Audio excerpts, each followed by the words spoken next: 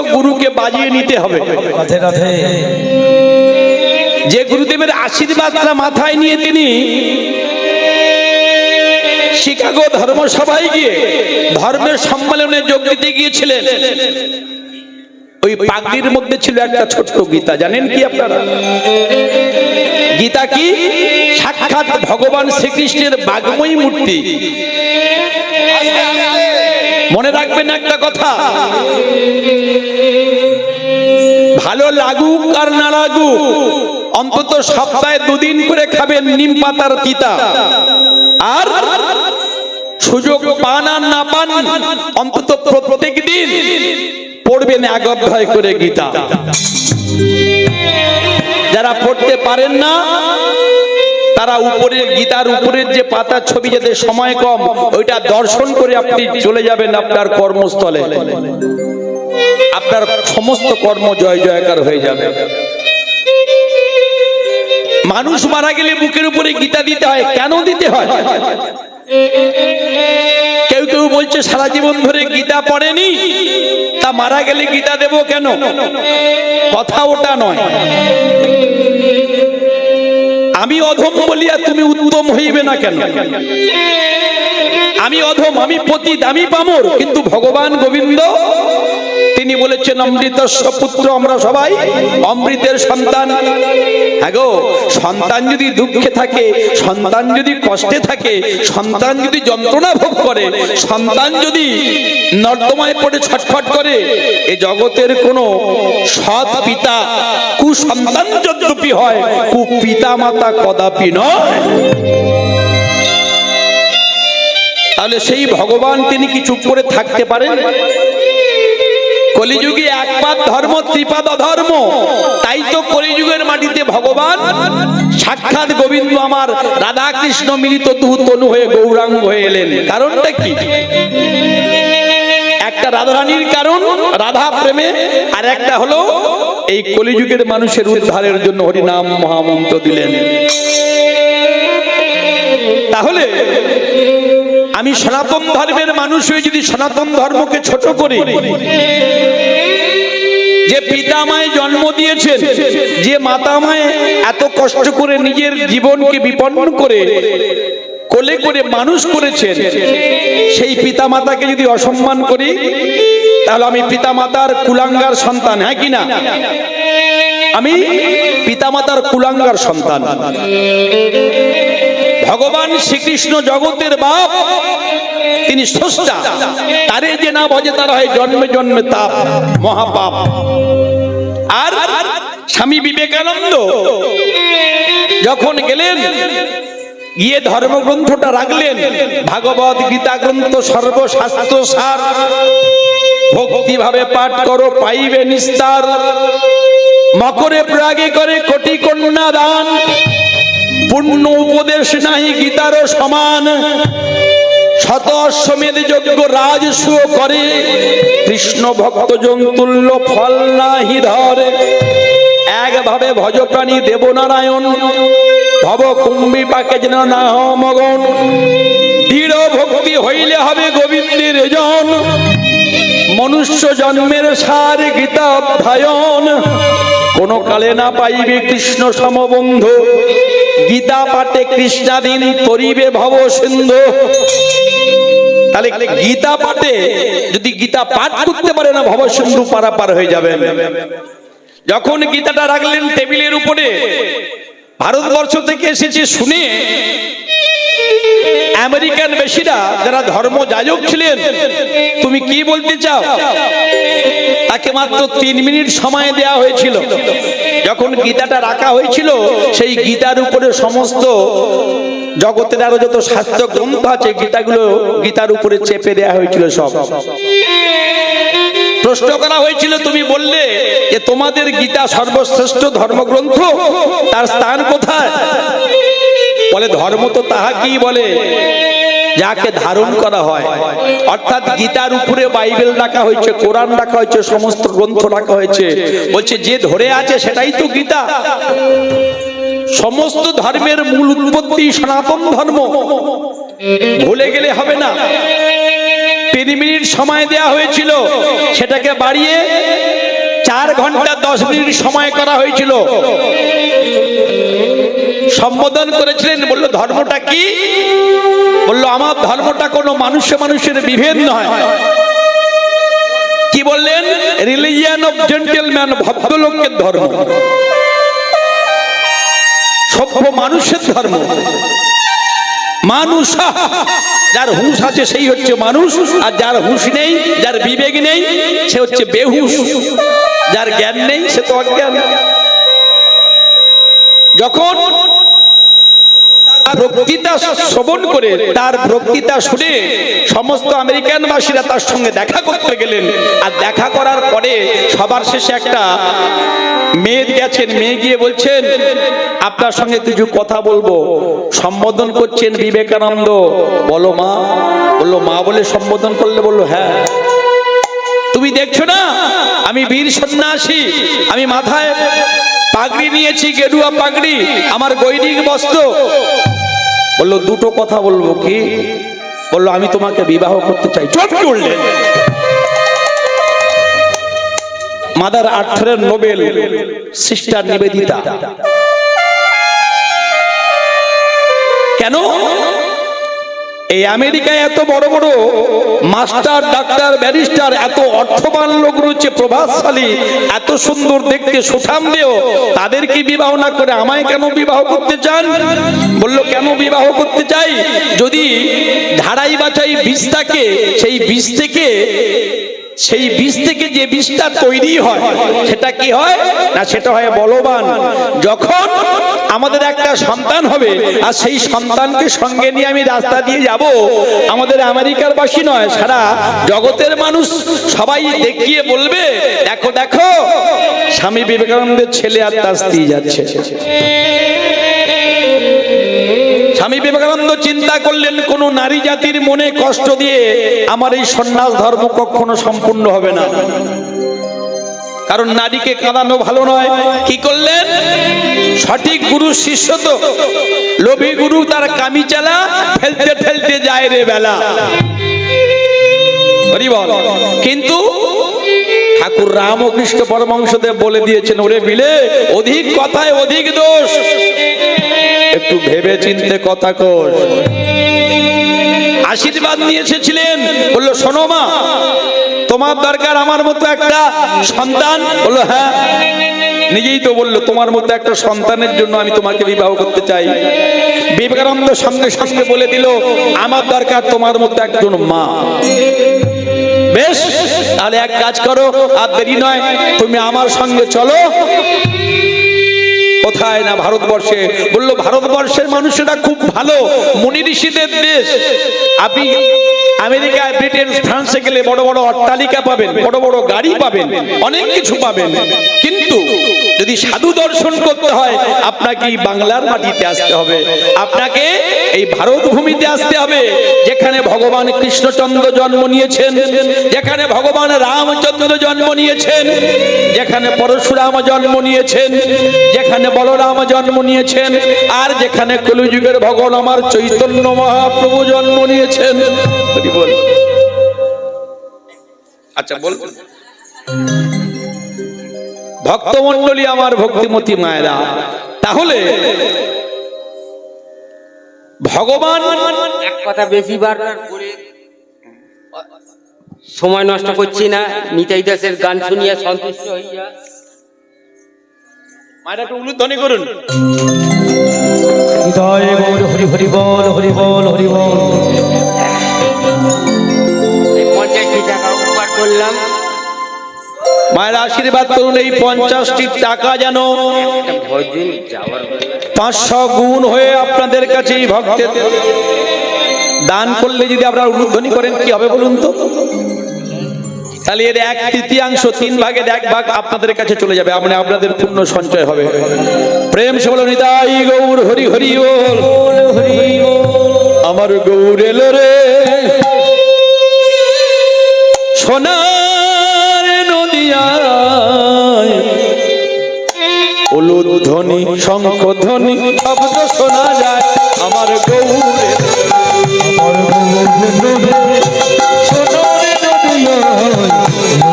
হরি হরি চক্র ছোটা জয় আমার বৌরে নদী সোনার দিয়া সোনা জয় আমার বৌরে তালি দিয়ে মারে হরি হরি চক্র ছোটা জয় আমার বৌরে নদী আরে তোরা ছুটে ছুটে নেচে নেচে আয় তোরা ছুটে ছুটে নেচে নেচে আরে তোরা ছুটে ছুটে নেচে নেচে আয় তোরা ছুটে ছুটে নেচে নেচে সোনার বরণ গৌর তোরা দেখবি যদিয়া তোরা দেখছো দিয়া সোনার বরণ গৌর তোরা দেখবি যদিয়া তোরা দেখছো দিয়া গৌর লোরে সোনার নদিয়া উলুধরি সোনা জয় আমার বৌরে সোনার নদিয়া হরি হরি চক্র ছোটা জয় আমার বৌরে নদী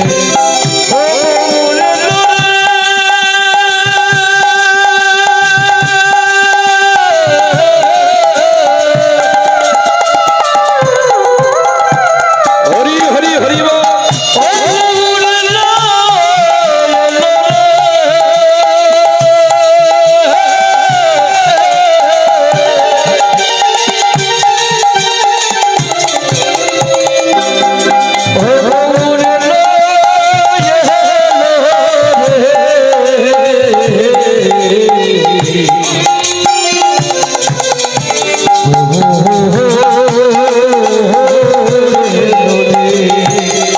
আমার শান্তিপুর সোনার নদিয়া হরি হরি চক্র ছোটা জয় আমার বৌরে নদী আমার গৌর লোরে সোনার নদিয়া তাই গৌর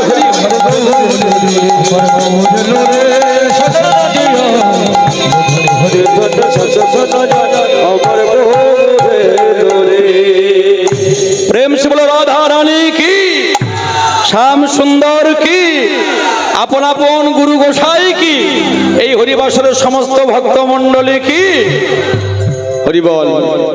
তাহলে মায়েরা কি দেখতে পেলাম, সেই স্বামী বিবেকানন্দ যখন জাহাজি করে এলেন, স্বামী বিবেকানন্দের কাছে বলেছিল সিস্টার নিবেদিতা, বলল মন্ত্রটা তুই আমায় দিয়ে দে, সমস্ত জগতের মানুষ আজকে থেকে জানবে আমি তোর শিষ্য শিষ্যা, আর তুই আমার গুরু। কিন্তু মনে মনে যে আমাকে মাতৃত্বের আসন দিয়ে মায়ের আসনে যে আমাকে তুই বসিয়েছিস, তোর মনের যে দৃঢ় সংকল্প যে সেবা, যতদিন আমি জগতের বুকে থাকবো ততদিন এই সংকল্পকে আমি আবার ব্রত বলে জানবো। নিতাই গৌর হরি হরি হরি বল। তাহলে মায়েরা যে বিবেকানন্দ বলতে পারেন গর্বের সঙ্গে বলো আমি হিন্দু ভারতবাসী আমার ভাই, তাহলে একটা কুলাঙ্গার একটা পাষণ্ড সে বলছে সনাতন ধর্মের মধ্যে আমার যে কেন জন্ম হলো, আমি যদি ইসলাম ধর্মে আমার জন্ম হতো বরং ভালো হতো। সে বলছে ইসলাম ধর্ম শ্রেষ্ঠ ধর্ম। যদি যুক্তির খাতিরে তর্কের খাতিরে আসি মায়েরা, লক্ষ্য করবেন সবাই, ভগবান শ্রীকৃষ্ণের মুখ থেকে বেদের জন্ম, ভগবান দিলেন ব্রহ্মাকে, আর সেই ব্রহ্মা চতুর্মুখীর ব্রহ্মা চারটে বেদ। তাহলে জানতে হবে গ্রন্থ কটা, জগতের বুকে এত গ্রন্থ বার হচ্ছে কটা, 2 লক্ষ ধর্মগ্রন্থ, 3 লক্ষ ভেষজ, 3 লক্ষ ভেষজের গ্রন্থ, 4 বেদ, ঋগ সাম যজু অথর্ব। আস্তে আস্তে আস্তে আস্তে যুক্তিতে আসুন। তাহলে ঋগ গেল, সাম গেল, যজু গেল, অথর্ব। অথর্ব বেদের 786টা শ্লোক নিয়ে যবন ভাইদের কোরআন। লক্ষ্য করবেন ভালো করে। তাহলে 4টে বেদের মধ্যে যেটা 4 নম্বর বেদ, তার 786টা শ্লোক নিয়ে যবন ভাইদের কোরআন, যার জন্য ওই সংখ্যাটা ওরা দেখবেন গাড়িতে হোক যেখানে হোক প্রত্যেকটা শুভ কর্মে ওরা লিখে রাখে, রাখে না? তাহলে আমাদের জানতে হবে আমাদের শুভ কর্ম কোনটা, আমাদের শুভ সংখ্যা কোনটা, জানা দরকার। তো আমরা জানি না, জানতে চাই না, শুনি না, শোনাতে চাই না, তাই আজকে আমরা পিছিয়ে পড়ে আছি। প্রত্যেকটা ইনস্টিটিউশনের একটা নির্দিষ্ট ইউনিফর্ম আছে। লক্ষ্য করবেন, যখন সৎ কাজ করতে যায় ওরা বিধর্মীরা, দেখবেন তাদের প্রত্যেকের একটা করে সাদা টুপি, সাদা পাঞ্জাবি। আমরা সারা বছর না পড়লেও অন্তত উচিত আমাদের এই হরিনাম তলায়, হরি বাসরে, যেখানে মহাপ্রভু এবং সমস্ত ভক্ত ভগবানের মিলনস্থল, যদি সেখানে আমরা আমাদের লুঙ্গিটা ব্যবহার না করি, লুঙ্গি আমাদের পরার কথা নয়, লুঙ্গি কে পরবে? লুঙ্গি হাশেম মিয়া। আমরা লুঙ্গি পরবো না, এটা আমাদের পোশাক নয়। তাহলে আমাদের উচিত কি না, আমাদের উচিত সময় থাকতে আমাদের সাবধান হওয়া দরকার। তাহলে যে ধর্মটা আমাদের গ্রন্থ নিয়ে সৃষ্টি হলো, জগতে যত গ্রন্থ আছে, এটা আদি সনাতন শাশ্বত। এর জন্মকাল থেকে ভগবান বলে এসেছেন যে সবকিছু এর মধ্যে বর্তমান। বললাম না, 2 লক্ষ ধর্মগ্রন্থ, 3 লক্ষ ভেষজ, 4 বেদ, 18 পুরাণ, 6খানা দর্শন, সাংখ্য, যোগ, ন্যায়, বৈশিক, পূর্ব মীমাংসা, উত্তর মীমাংসা। ভারত আমাদের দধি ভাণ্ড। কার্তিক মাসে কেন মহাভারত পড়া হয়? বলছে ভারত আমাদের দধি ভাণ্ড। গীতা চ মন্থন দণ্ড, রেবচং সরং সরং, রাধা কৃষ্ণ চতুরক্ষম। সমস্ত গ্রন্থগুলোকে নিয়ে ফেলা হলো কোথায়? মহাভারতের মধ্যে। আর মন্থন করে কি পাওয়া গেল? মায়েরা ঘোল মন্থন করেন, বাড়িতে দুগ্ধ মন্থন করেন তো? দিদি ভাই বলতে পারবেন। তাহলে দুধের সার কি? বলতো? হ্যাঁ, দুধের সার বস্তু হলো ঘি। তাহলে সেই ঠিক সমস্ত শাস্ত্রের সার বস্তু হলো কি? সেই গীতা, শ্রীমদ ভাগবত। একটা শ্রীমদ ভাগবত গীতা, একজন বাবা আর একজন মা, এই তত্ত্ব আর একদিন আমরা জানবো। তাহলে তার মধ্যে আসল বস্তু হলো রাধা কৃষ্ণ, রাধা কৃষ্ণ, রাধা কৃষ্ণ। গোঠে রাখা বলে দে কোথায় বৃন্দাবন,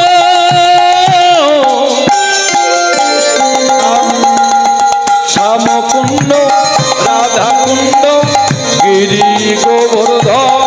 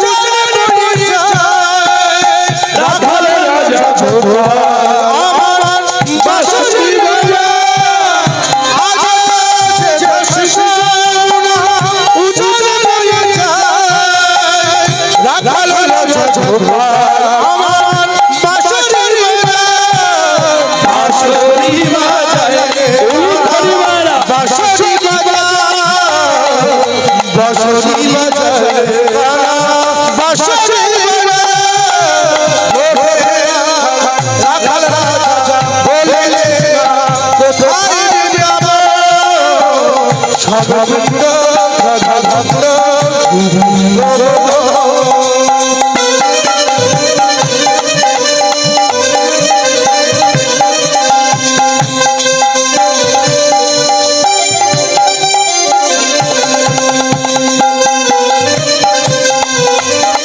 উলুধ্বনি মায়েরা, রাধা রানী কি, শ্যাম সুন্দর কি, বলো রাধে, বলো রাধে রাধে রাধে। লীলাটা গাইব ছোট করে, বলি যাবে মধুর বৃন্দাবন। 1 2 3 4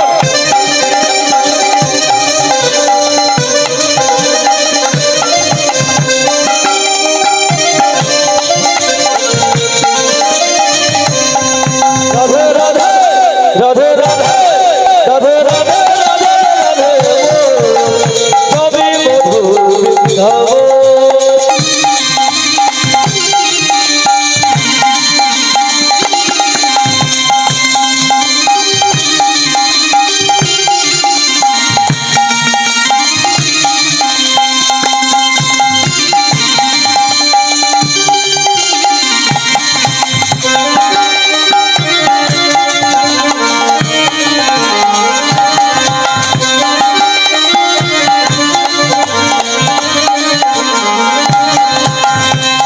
प्रेम से बोलो राधा रानी की, श्याम सुंदर की, निताई गौर हरि हरि बोल। মায়েরা কোথায় ছিলাম? ঘটক পাত্র সন্ধান করছিল, হরি বল। আর যখন পাত্র সন্ধান করতে করতে কি হলো, পাত্র সন্ধান করতে করতে নাম তার উদ্ধব দাস, নাম তার বললাম উদ্ধব দাস। সে কি করে মায়েরা, এই যে আসতে মায়েরা, যারা মাটির ঠাকুর গড়ে তাদের কি বলে, কামাত তো নাকি? যারা মাটির হাঁড়ি কলসি তৈরি করে কি বলে তাদের?